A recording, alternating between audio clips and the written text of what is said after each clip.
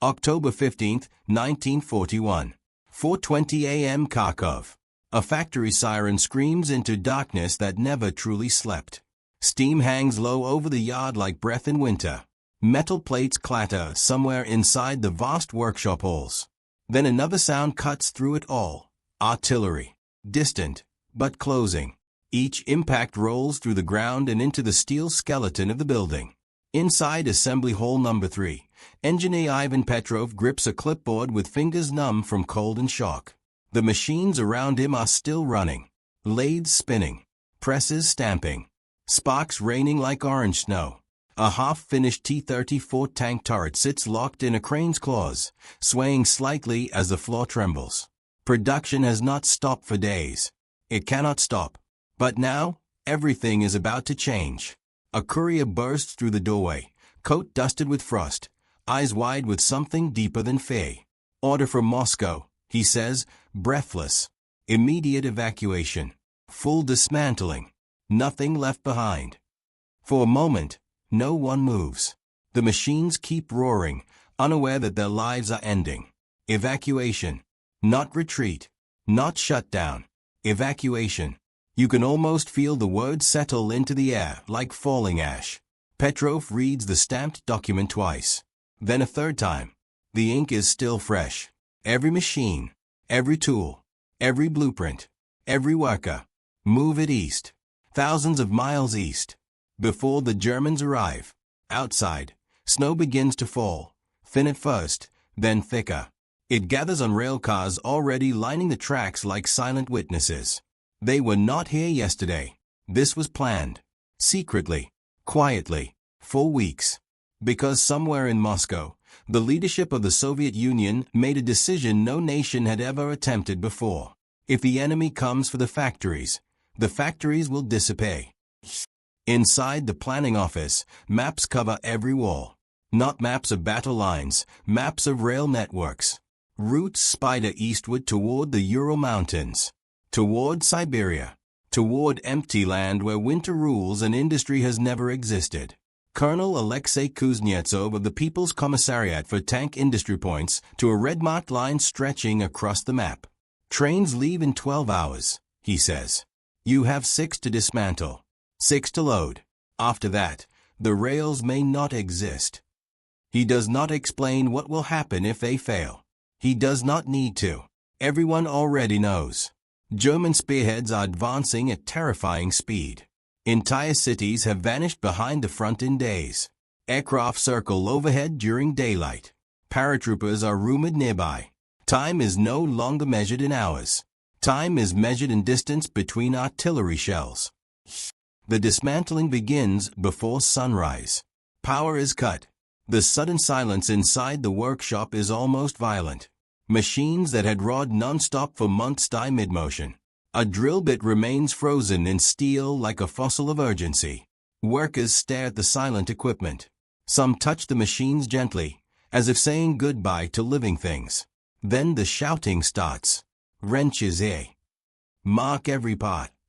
Protect the bearings. Crate the gear assemblies.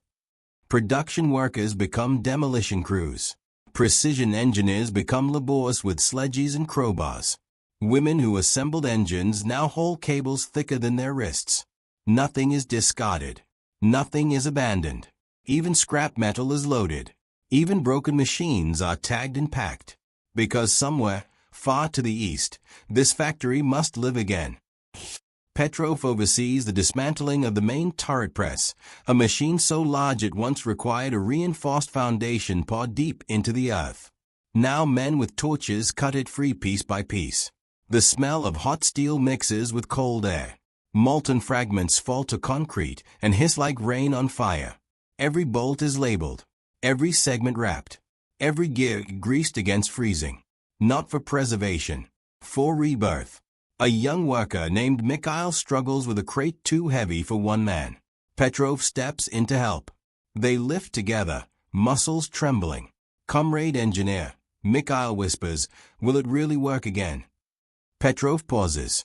He wants to answer as an engineer, to speak of tolerances and calibration, of alignment and power supply.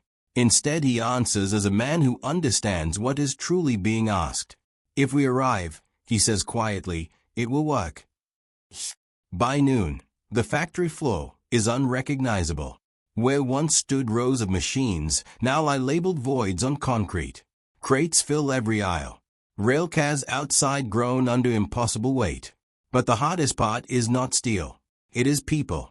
Entire families are being loaded onto transport wagons alongside machine parts. Engineers, machinists, welders, children wrapped in blankets, elderly parents who cannot be left behind. This is not just an evacuation of industry. It is a migration of knowledge. You can almost feel the scale of it. Not one factory, not 10, hundreds across the Western territories, each one racing against advancing armies. A civilization being packed into freight trains. Late afternoon. German aircraft appear as distant shapes against pale sky. Air raid sirens howl again, but work does not stop. It cannot stop. Bombs fall, beyond the rail yard. The ground shudders. Windows shatter inward like breaking ice. Workers flinch, then keep loading. A crane operator continues lowering a machine component even as glass rains around him. A mother shields her child with one arm while fastening crate latches with the other. There is no panic, only acceleration. Fear has been replaced by purpose. Night falls early. Fires burn on the horizon where other facilities have already been destroyed. The glow paints the snow red. Inside the final railcar, Petrov checks the last manifest by lantern light. Each entry represents months of production, years of design, decades of expertise. He signs the document with hands that still smell of oil and smoke. A whistle blows. Steam erupts from the locomotive like a beast awakening. The first train lurches forward. Metal wheels grind against frozen rails. Slowly at first, then faster, carrying away the heart of a factory that existed here only hours ago. Petrov stands on the platform watching until the last carriage disappears into darkness. Behind him remains only an empty shell of concrete and steel. A ghost of industry. The Germans will capture a factory that no longer exists. But evacuation is not escape. The journey east is its own battlefield. Overloaded trains crawl across strained rail lines. Tracks damaged by retreating forces. Bridges threatened by air attack. Temperatures dropping toward deadly extremes. Inside the wagons, workers huddle among machines they once operated with precision. Now those same machines serve as walls against freezing wind. Children sleep on crates of engine components. Engineers sketch assembly diagrams by candlelight to ensure nothing is forgotten. Every mile east is a gamble. Every delay could mean interception. Every stop risks freezing to death. And somewhere ahead, nothing awaits them. No prepared factory. No buildings. No infrastructure. Only empty land. They are not transporting a factory. They are transporting the possibility of one.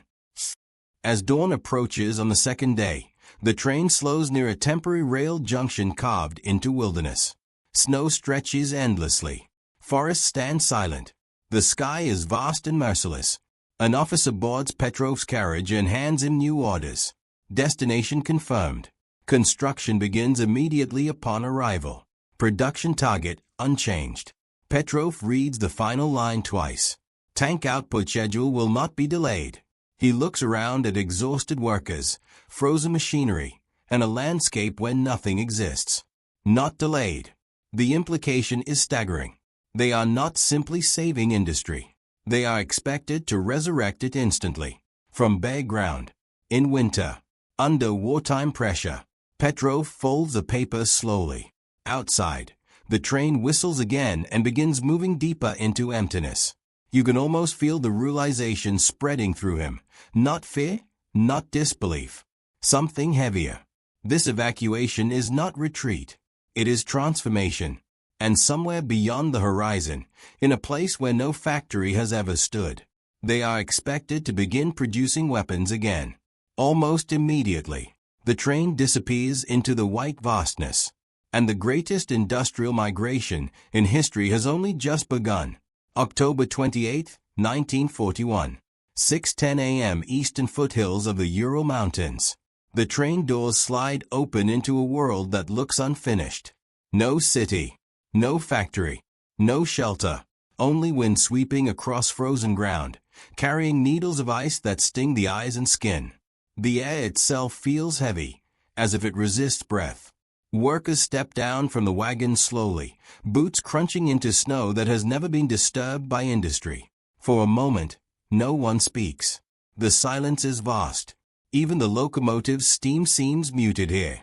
Engineer Ivan Petrov unfolds the site map with gloved hands. The paper snaps stiffly in the cold. Grid lines mark where workshops will stand. Power lines that do not yet exist. Foundations that must be poured into earth frozen harder than stone. A factory is supposed to be here, but all he sees is wilderness. Begin unloading, he says quietly. And with that, the resurrection begins. The first challenge is not machinery. It is survival. Temperatures plunge below -30 degrees Celsius. Tools stick to bare skin. Oil thickens into sludge. Metal contracts and warps before assembly even begins. Workers sleep in railcars because there are no buildings yet. Fires burn constantly, fed by hastily cut timber. Food arrives irregularly. Water must be melted from snow.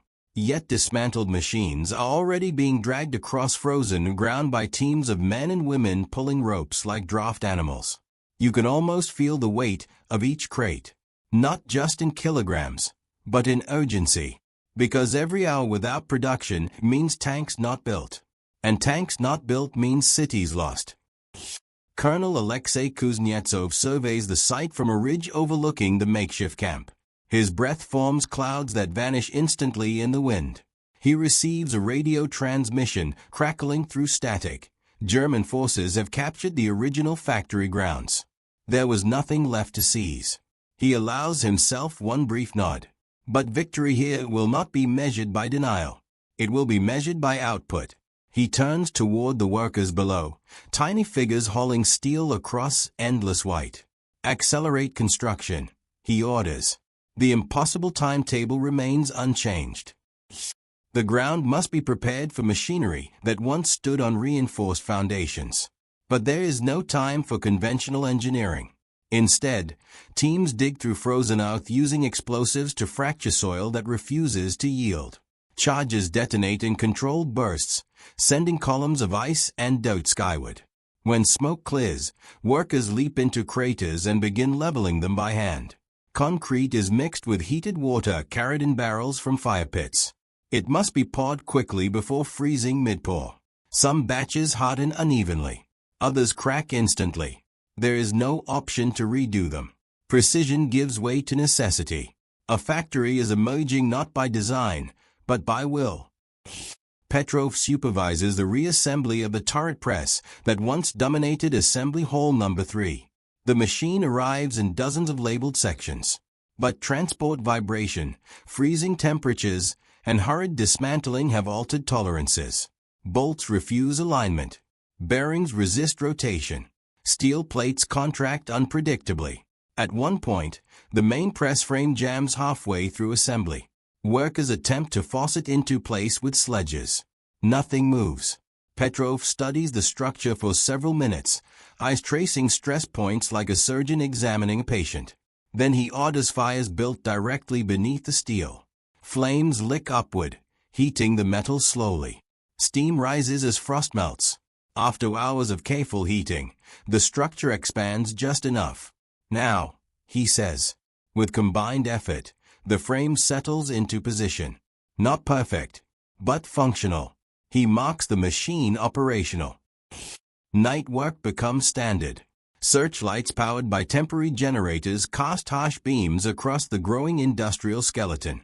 Shadows stretch long across snow like silent witnesses. Hammer strikes echo across the valley. Welding arcs flash like lightning without thunder. Children carry tools between stations. Elderly workers sort labeled components by lantern glow. Engineers redraw schematics from memory where documents were damaged. No one speaks of exhaustion. There is only forward motion. You can almost sense a strange transformation. individuals dissolving into a single purpose, a collective organism rebuilding itself in steel form. Weeks pass, though time feels distorted here. Wooden barracks appear first, then crude workshops, then power lines stretched between hastily erected poles. A generator finally hums to life, its vibration felt through frozen ground like a heartbeat returning. When electricity flows into the first assembly structure, workers stop and listen. The sound is small, fragile, but unmistakable. Industry has begun breathing again. Petrov walks through the newly enclosed workshop where the turret press stands waiting. Snow still drifts through gaps in the unfinished roof. Frost coats interior beams. He runs a hand along the machine's surface. The metal is cold but steady. Test cycle, he orders. Workers step back. Switches are thrown. Power surges unevenly at first, lights flickering. The press groans. A deep, strained sound echoes through the chamber, like a giant waking from forced sleep. Gears begin to turn. Slowly, reluctantly, then smoothly. The first shaped steel plate emerges from the machine, imperfect but recognizable. A turret component, for a tank that does not yet exist, for a battle yet to be fought. The workers stare at it in silence. Then someone begins to clap. Others join. The sound grows, echoing against unfinished walls. Not celebration, relief, proof that the impossible has crossed into reality. But the triumph is fragile. Power failures occur daily. Supply lines remain uncertain. Many machines still lie in crates awaiting assembly. And winter tightens its grip with merciless patience. A radio message arrives that night from the Western Front. German armored divisions continue advancing. The demand for tanks has increased. Output quotas are raised. Petrov reads the transmission under dim light. His face reveals nothing, but his grip tightens on the paper. They have barely begun. And already, more is required. He steps outside into the freezing darkness. Across the valley, half-built structures glow under searchlights, skeletal frames against a starless sky. This place did not exist weeks ago. Now it must outproduce the factories that once stood in thriving cities. He realizes something profound in that moment. This is no longer evacuation. This is relocation of destiny. And if they succeed here, the balance of the entire Eastern Front may begin to shift. Inside the workshop, machines continue warming, preparing for sustained production. But far to the west, German armored spearheads are approaching a city that will soon test whether this new factory came into existence in time. Stalingrad. And the question hangs unspoken in the frozen air. Will steel reborn in wilderness arrive before the line breaks? November 19, 1942. 7:32 a.m. Banks of the Volga River near Stalingrad. The sky is the color of burned iron. Snow drifts through shattered buildings and settles on tank hulls abandoned in the streets. Smoke crawls low across the frozen ground. Somewhere beyond the ruins, artillery thunders with a rhythm that never stops. Inside a camouflaged staging area east of the river, a convoy of newly delivered tanks idles in silence. Their engines rumble like restrained beasts. Fresh paint still clings to steel that has never seen battle. These machines did not exist months ago. They were born in the wilderness. Tank Commander Lieutenant Sergei Antonov climbs onto the turret of his T-34 and wipes frost from the gun sight. His gloved hand pauses on the metal surface. It is still warm from transport. He has seen factories destroyed. He has seen supply lines collapse. He expected replacements to stop coming long ago. Yet here they are. New tanks. New armor. New hope. Where were these built? A loader asks quietly. Antonov looks east. Somewhere the enemy cannot reach, he replies. He does not know the full story, but he feels its weight. Thousands of kilometers away, in the rapidly expanding industrial complexes beyond the Ural Mountains, production has reached a relentless rhythm. The resurrected factory no longer resembles the desperate construction site it once was. Roofs are sealed. Assembly lines extend across vast halls. Rail lines feed directly into production floors. What began as survival has become momentum. Engineer Ivan Petrov walks through assembly hall number 1, where workers move with practiced efficiency despite exhaustion etched into every face. Metal sheets arrive. Frames are welded. Engines lowered into place. Turrets mounted. Tracks fitted. A tank takes shape piece by piece, not as an object, but as a sequence of motions repeated without pause. Every machine salvaged from the West is now part of a continuous industrial heartbeat. Petrov checks a production board mounted near the main corridor. Daily output increased. Again, he studies the numbers for a long moment. They still feel unreal. What was once a dismantled factory now produces more than before evacuation. Conditions remain brutal. Windows frost over from inside. Workers labor in lead clothing stiff with ice. Food rations are minimal. Shifts stretch beyond endurance. Yet absenteeism is nearly non-existent, because every worker knows where their labor leads. To front lines like Stalingrad. To soldiers waiting for steel that may decide survival. You can almost sense the invisible thread connecting hammer strike to battlefield impact. Colonel Alexei Kuznetsov arrives for inspection as snow falls thick over the complex. He moves through the facility without ceremony, stopping at each stage of assembly. He does not ask if machines function. He asks how many hulls completed, how many engines operational, how many units shipped today. Numbers are now weapons. Petrov presents the latest figures. Kuznetsov listens without expression. Then he says quietly, "Increase rail priority. Frontline demand has doubled." Petrov hesitates. "We are already at maximum capacity." Kuznetsov meets his gaze. "Then redefine maximum." Back at the front, Antonov's unit receives orders to move before dawn. His tank is one of dozens transported across the river under cover of darkness. Ice groans beneath temporary crossings. Engines idle at low throttle to avoid detection. Inside the cramped turret, the smell of oil and cold steel fills the air. Antonov taps the armor plating once. Strong. Reliable. He trusts this machine, though he has never seen where it was made. He does not know about dismantled presses, frozen foundations, or fires lit beneath steel frames in a distant wilderness. But he feels the result. The tank responds smoothly as they advance through snow-choked streets. This is not just equipment. It is continuity. Weeks earlier, German intelligence had reported industrial collapse across the western territories of the Soviet Union. Factories destroyed. Production halted. Logistics crippled. The conclusion seemed inevitable. Yet now, reconnaissance reports something impossible. New armored units appearing in increasing numbers. Fresh equipment. Consistent supply. No sign of industrial exhaustion. Somewhere beyond the battlefield, an unseen engine is turning. And it is accelerating. Inside the Ural complex, a new assembly hall opens ahead of schedule. Machines salvaged from 3 separate evacuated plants now operate under one roof. Petrov stands on an overhead platform watching the synchronized movement below. Welding arcs flash in sequence. Conveyors carry components forward. Overhead cranes glide along tracks like mechanical sentinels. This is no longer improvisation. This is system. He remembers the empty snowfield where they first arrived. The silence. The uncertainty. Now the air vibrates with production. He realizes something that few at the front will ever know. The battlefield has expanded. It no longer exists only where soldiers fight. It exists here. In every rivet placed, every gear aligned, every engine started.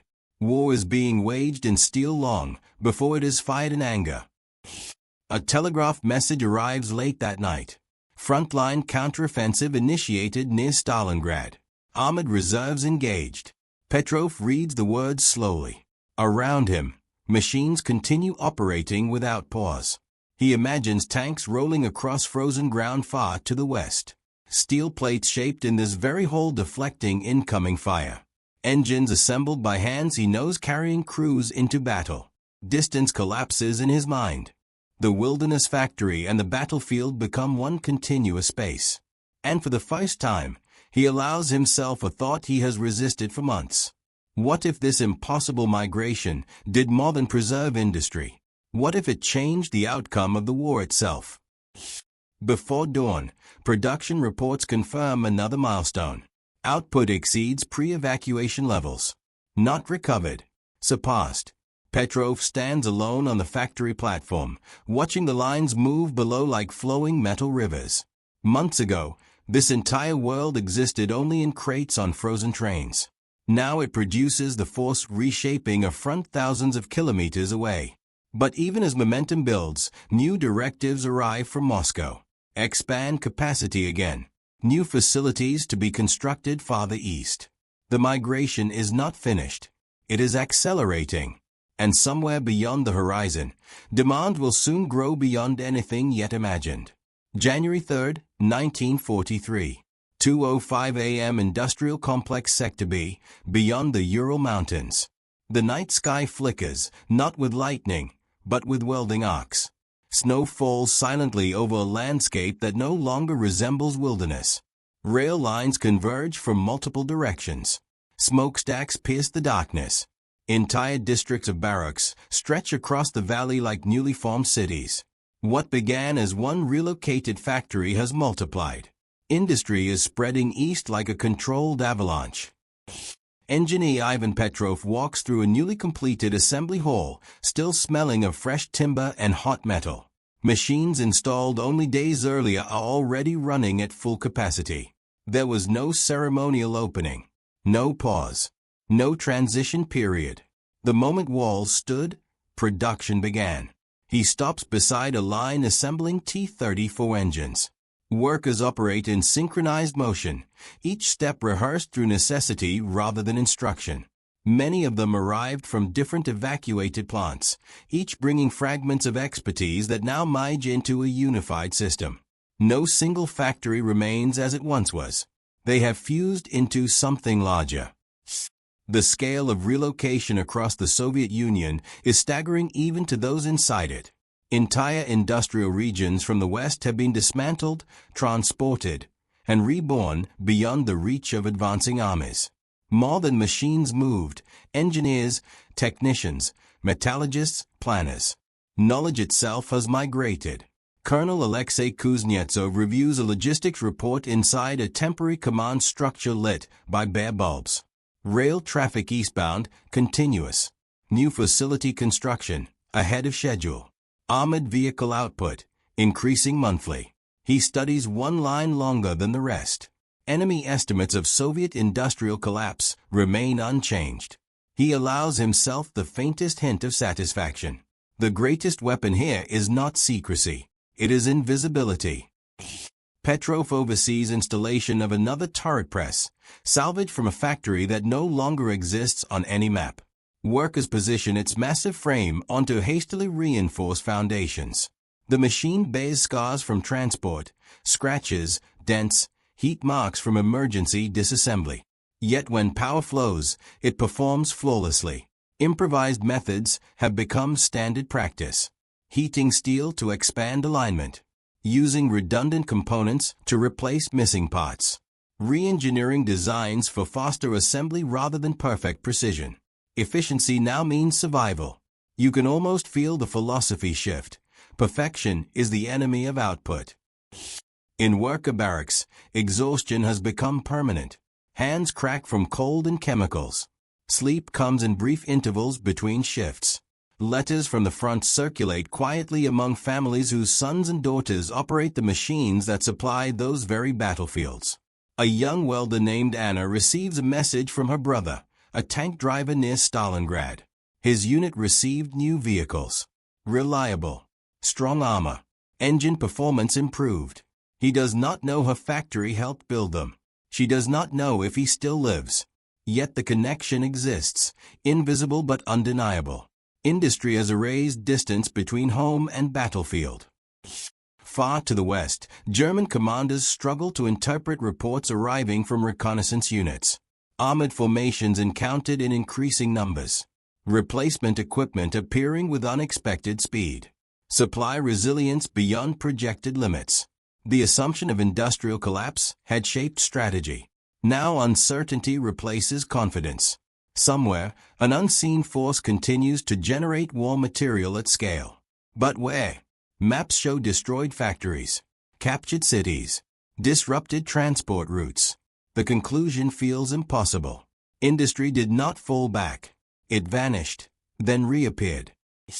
Within the expanding eastern complexes, production methods evolve rapidly.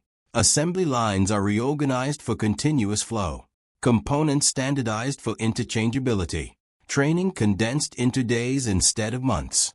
Petrov participates in nightly coordination meetings where engineers share innovations born from necessity. Faster welding techniques. Simplified armor shaping. Engine modifications that tolerate wider tolerances.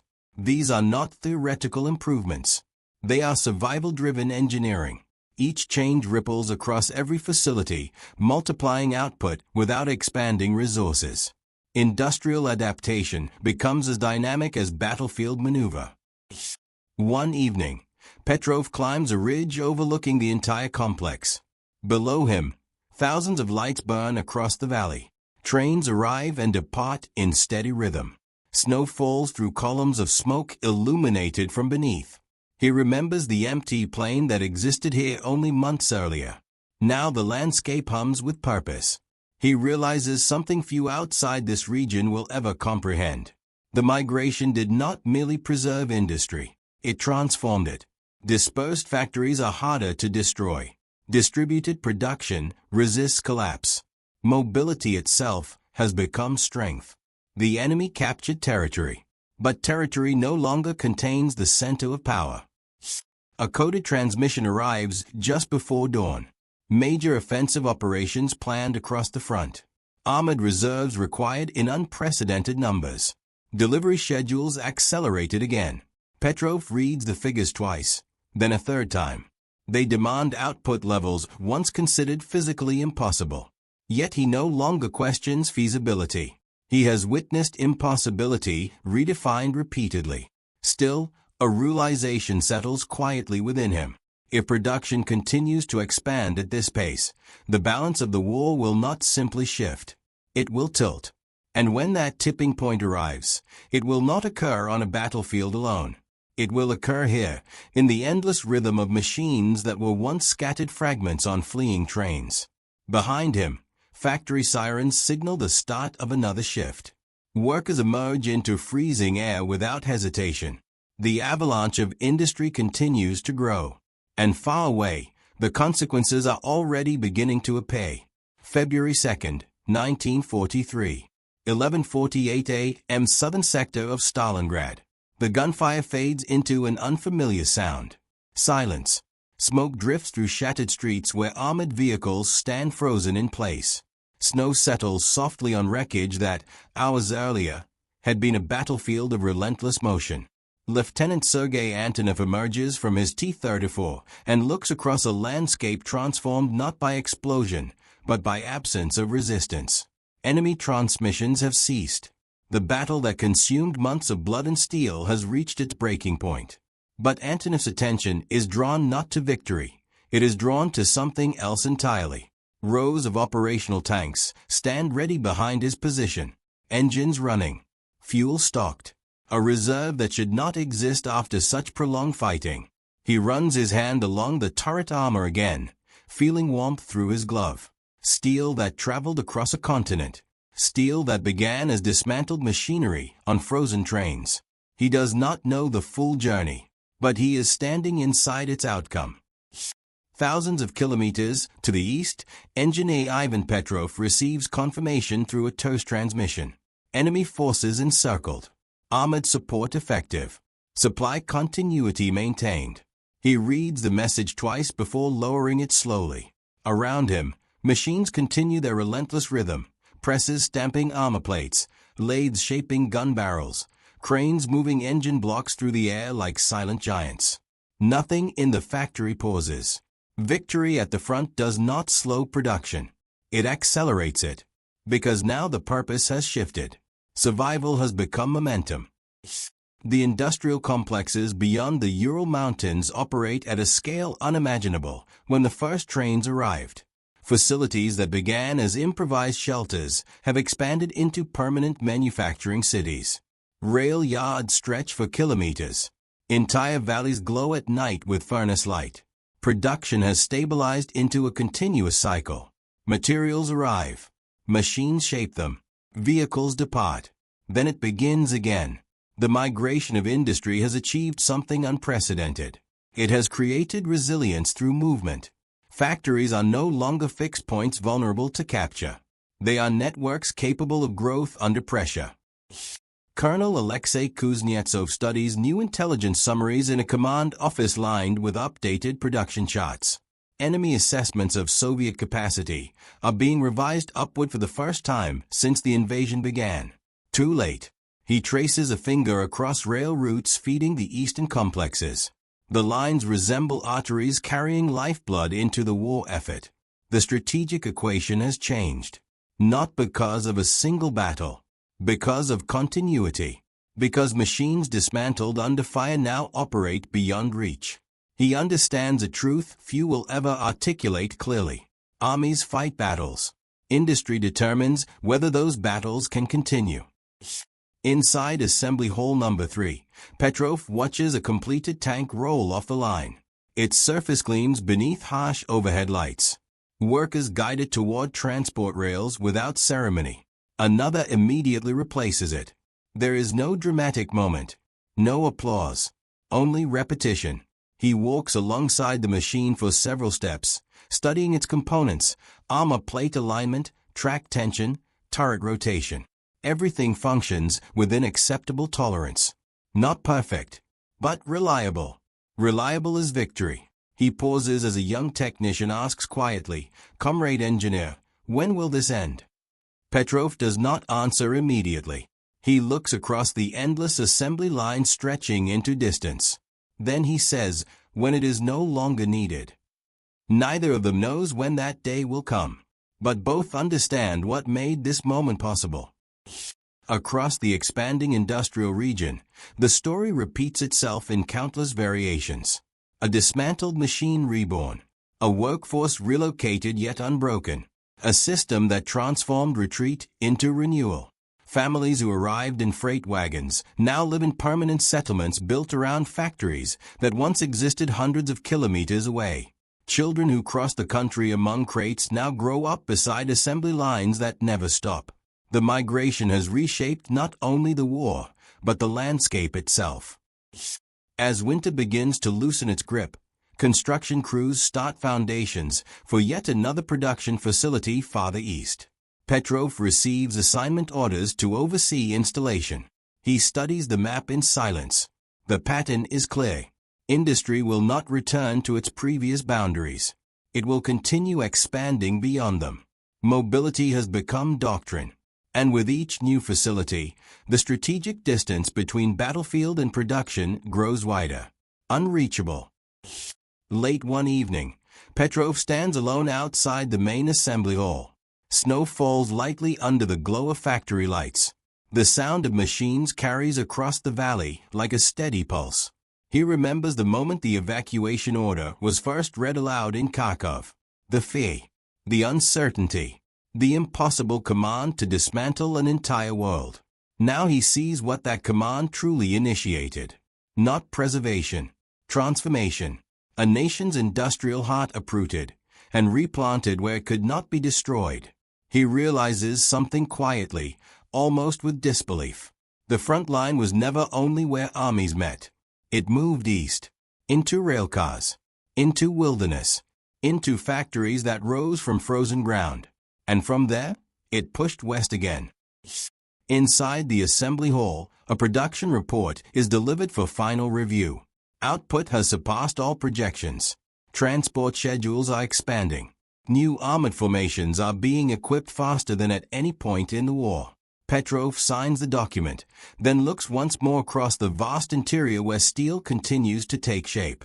He understands now that the evacuation was not a desperate act of retreat. It was the moment the balance began to change. But even as realization settles, new directives arrive from Central Command. Prepare for sustained expansion of mechanized production. The war is far from over. And the machine that began as scattered fragments on fleeing trains is only now reaching full strength. The next phase will demand more than survival. It will demand dominance. May 9, 1945. 10:16 p.m. Industrial region east of the Ural Mountains.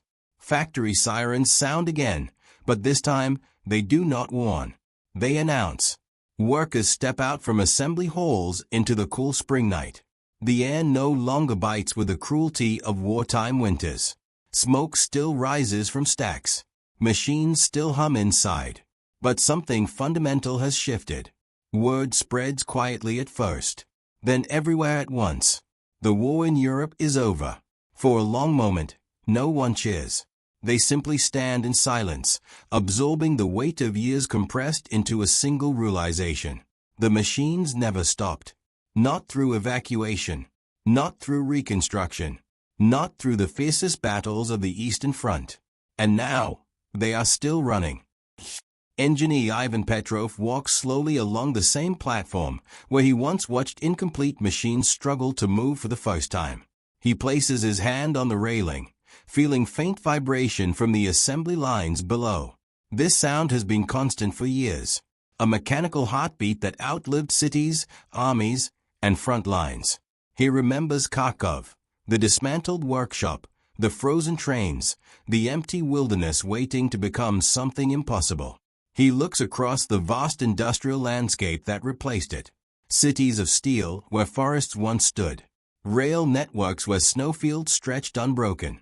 An entire industrial civilization reborn beyond reach. The transformation is almost beyond comprehension. During the war, armored vehicles produced in these eastern complexes traveled thousands of kilometers to reach battlefields across Eastern Europe. Engines forged in one facility paired with armor from another. Turrets shaped in holes that did not exist when the invasion began. Production was not merely restored. It was multiplied. By dispersing industry across immense distances, vulnerability became strength. Destruction of one facility no longer threatened the whole. Adaptation became structural rather than temporary. Mobility reshaped permanence. Colonel Alexei Kuznetsov reviews the final wartime production summary in a quiet office now filled with daylight instead of blackout curtains. He studies the figures without visible emotion. Evacuated factories reassembled. Output restored, then exceeded. Industrial capacity expanded beyond pre-war levels. He closes the folder slowly. Military historians will debate strategy, tactics, and leadership for generations. But he knows a quieter truth. Before victories were visible on maps, they were forged in relocation. Before front lines advanced, industry moved first. Across the industrial settlements, workers gather in small groups outside their barracks. Some embrace. Some sit silently. Some simply watch the smokestacks that defined their existence through years of uncertainty. A welder named Anna holds a letter received months earlier. Her brother survived. His tank returned from battle-scarred but operational. She traces the paper gently. For millions like her, the connection between factory and battlefield was never abstract. It was personal. Steel carried lives within it. Petrov enters assembly hall number 11 final time, before dawn. The line is still active. A nearly completed tank stands under overhead lights, identical in form to thousands before it. Yet tonight, it feels different. Not because the machine has changed. Because its purpose has. He walks around the vehicle slowly, observing each component, armor plate seams, engine housing, turret rotation mechanism. All built by hands that once dismantled these same machines in panic and uncertainty. He rests his palm against the cold steel. This object represents more than production. It represents continuity under collapse. Outside, the eastern horizon glows with early sunlight. Rail lines stretch outward toward territories once consumed by war and now beginning to rebuild.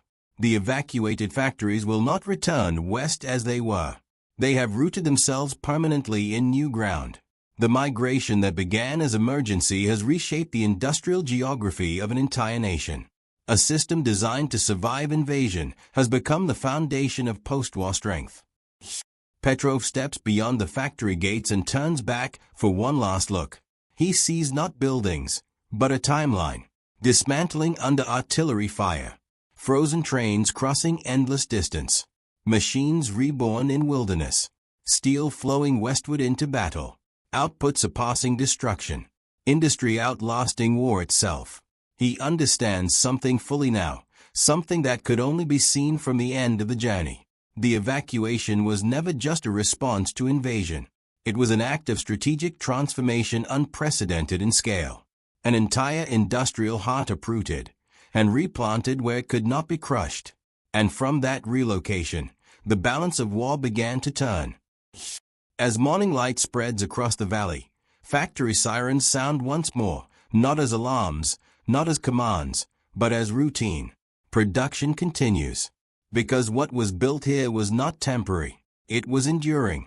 The machines hum steadily as workers return to their stations, carrying forward a system born from urgency but sustained by resilience.